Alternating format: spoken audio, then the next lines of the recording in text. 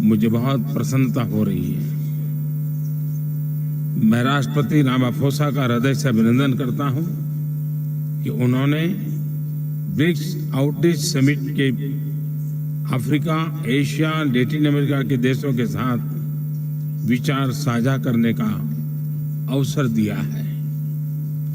पिछले 2 दिनों में ब्रिक्स की सभी चर्चाओं में हमने ग्लोबल साउथ के देशों की प्राथमिकताओं और चिंताओं पर बल दिया है। हमारा मानना है कि ब्रिक्स द्वारा इन मुद्दों पर विशेष महत्व दिए जाना वर्तमान समय की जरूरत है। हमने ब्रिक्स फोरम के विस्तार करने का भी निर्णय लिया है। हम सभी नए पार्टनर देशों का स्वागत करते हैं। ये ग्लोबल इंस्टीट्यूशंस और फोरम्स को रिप्रेजेंटेटिव और इंक्लूसिव बनाने की हमारी कोशिशों की तरफ एक पहल है।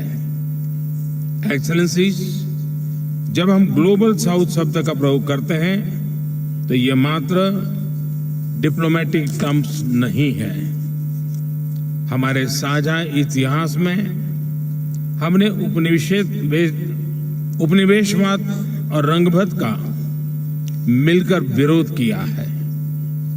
अफ्रीका की भूमि पर ही महात्मा गांधी ने अहिंसा और पीसफुल रेजिस्टेंस जैसी शक्तिशाली अवधारणाओं को विकसित किया, परखा और भारत के फ्रीडम स्ट्रगल के इस्तेमाल किया।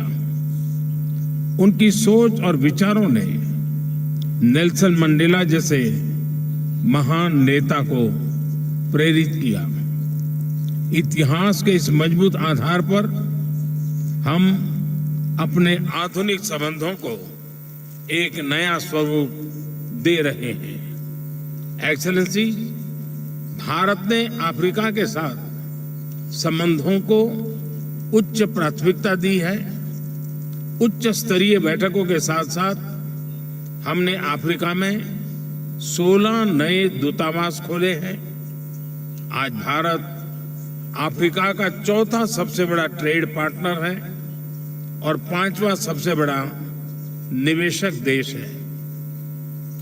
सूडान, बुरुंडी और रवांडा में पावर प्रोजेक्ट्स में हो या इथियोपिया और मलावी में शुगर प्लांट्स, मोजाम्बिक, कोत दीवार और एस्वातिनी में टेक्नोलॉजी पार्क्स हो या तंजानिया और युगांडा में भारतीय विश्वविद्यालयों द्वारा बनाए गए कैंपस, भारत ने अफ्रीका के देशों की कैपेसिटी बिल्डिंग और इंफ्रास्ट्रक्चर डेवलपमेंट को हमेशा प्राथमिकता दी है। एजेंडा 2063 के अंतर्गत अफ्रीका को भविष्य का ग्लोबल पावर हाउस बनाने की यात्रा में भारत एक विश्वसनीय और करीबी साझेदार है।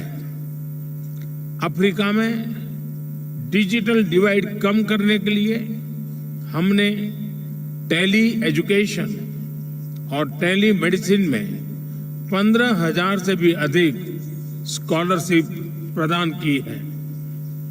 हमने नाइजीरिया, इथियोपिया और तंजानिया में डिफेंस एकेडमीज और कॉलेजेस का निर्माण किया है। Botswana, Namibia, Uganda, Lesotho, Zambia, Mauritius, Seychelles और तंजानिया में प्रशिक्षण के लिए टीम्स डिप्लॉय की है।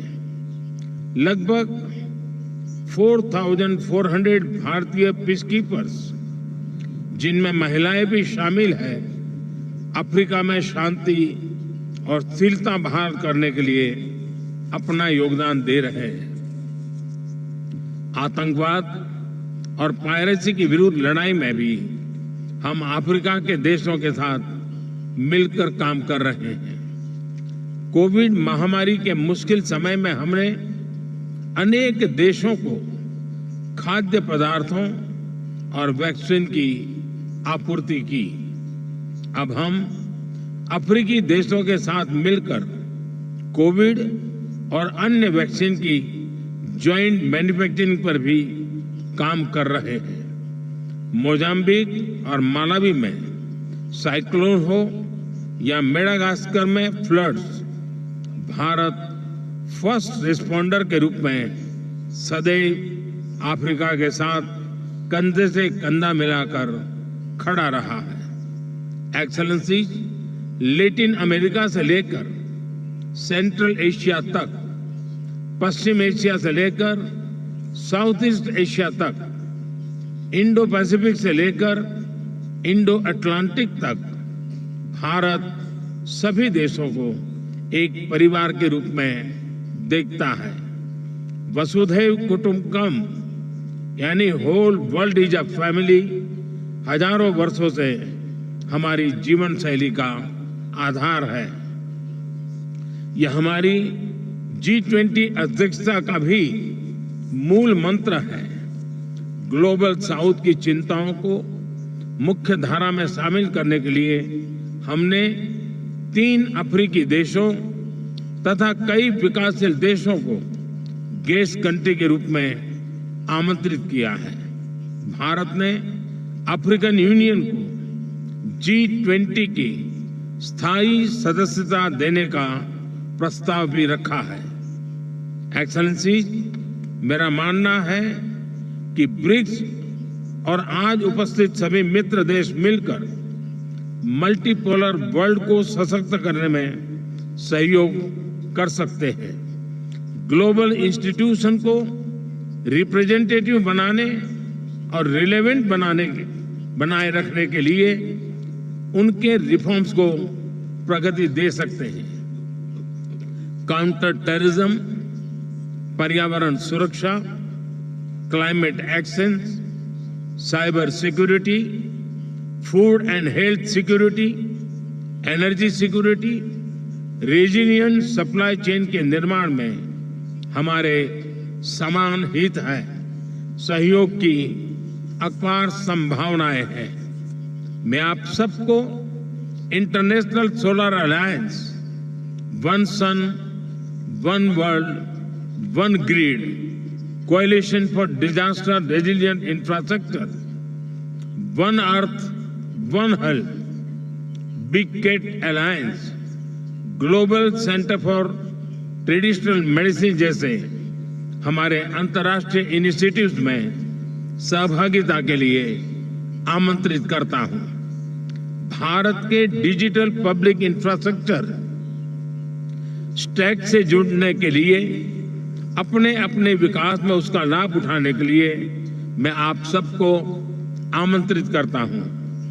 हमें अपना अनुभव और क्षमताएं आप सबके साथ साझा करने में खुशी होगी। मुझे विश्वास है कि हमारे साझा प्रयासों से हमें सभी चुनौतियों का मिलकर सामना करने के लिए एक नया आत्मविश्वास मिलेगा। मैं एक बार फिर इस अवसर के लिए आप सबका विशेष रूप से राष्ट्रपति रामाफोसा का आभार व्यक्त करता हूं। धन्यवाद।